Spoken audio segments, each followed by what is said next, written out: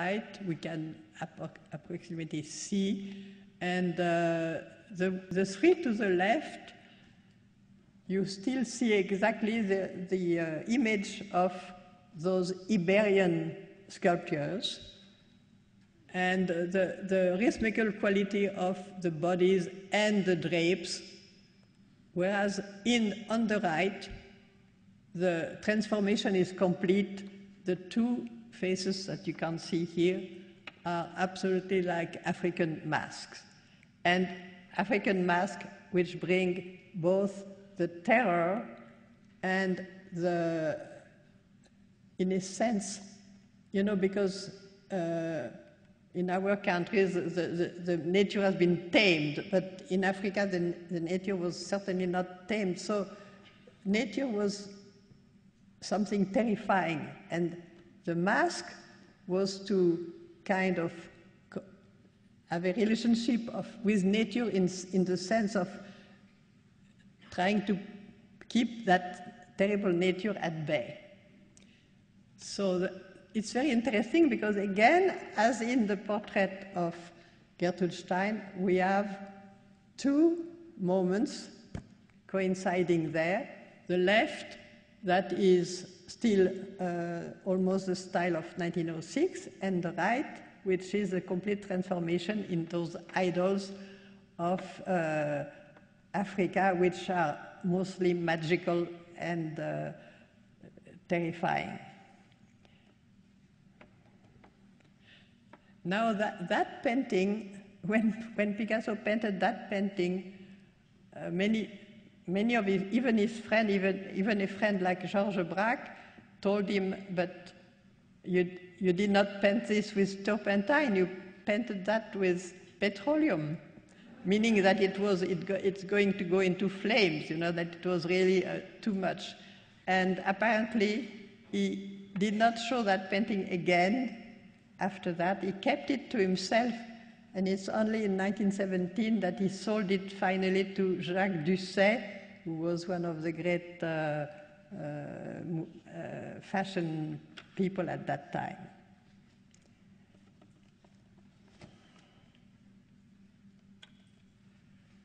So this is a typical naked woman with uplifted arms.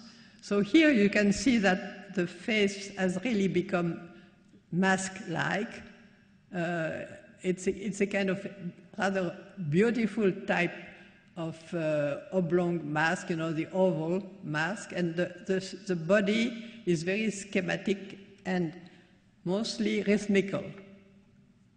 It's very interesting that it's absolutely not anatomical anymore at all, that Picasso has taken his freedom from anything inherited from the Renaissance and making bodies in relation to the normal anatomy that we all know or should know.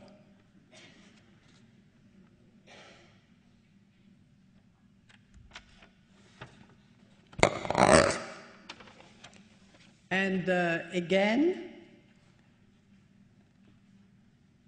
we have here the skull. The skull that was maybe the skull that would have been in the hands of the medical students, but there we have the skull, and again, with the skull comes back the color red, because as I said, for Picasso, red is the color of death, and there are all kinds of elements that fight with one another. For example, to the right of the skull, we have a piece of bread, which means, life, so to speak. To the left of the skull, we have first a drawing pad, and then underneath some books. And then higher up, we have the brushes of the painter, and then a little plant or something. So there is it's a typical vanitas type of painting, the painting when, like they did in Holland in the 18th century, when it is to tell us that life is not, is just something that is going on, but we all finished by being skulls, etc., etc. So again, you see always embedded in everything is always that sentiment of the life being death being a part of life, or life never being exactly what might feel, because there is always that possibility lying there. This is again the Harlequin, and that is a beautiful, it's a drawing, and it's already completely cubist in shape. And of course, you know, the Harlequin is the kind of secondary persona of Picasso himself. So there, what I like is that it's not, it is not, you know, pleasant, etc. It's all very architectonic. Everything is rhythmical. Everything is just there for the strength of, almost like in a sculpture.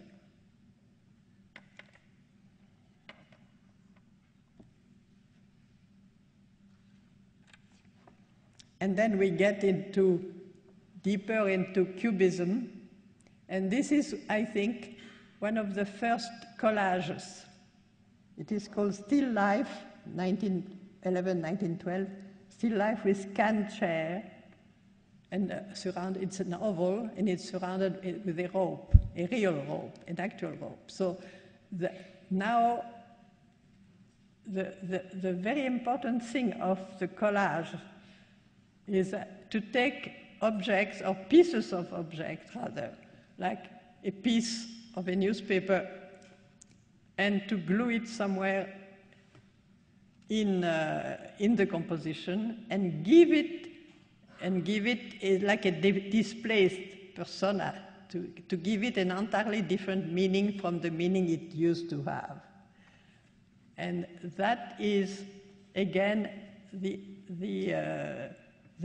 search for, by displacing the meaning, to go beyond, to go beyond what could be a description, to leave the descriptive or realistic side apart, and make that part of reality giving access into a painting,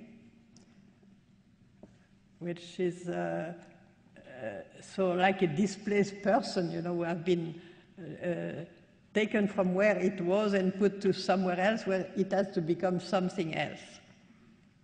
And here also you can see that the attention with which all the different aspects of a glass there, for example, you can see different ways of seeing it at the same time. And also I think the coloration, which is, you know, in the ochres, is nevertheless gives us an extreme feeling of light. I think that Picasso was a master of light, understanding light and the way in which light falls on objects, and light in a way creates the object.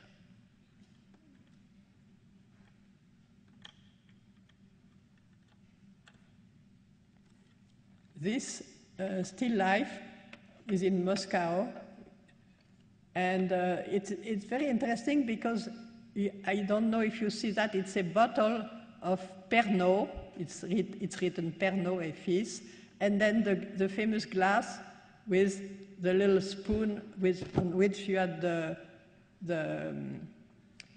piece of sugar, because you would drop by drop a little bit of water into the Pernod, and that was called an absinthe. And why did it choose such an object? For example, in 1912 to 1914, in Cubism, you have always objects that have a possibility of changing the mental condition of the person who might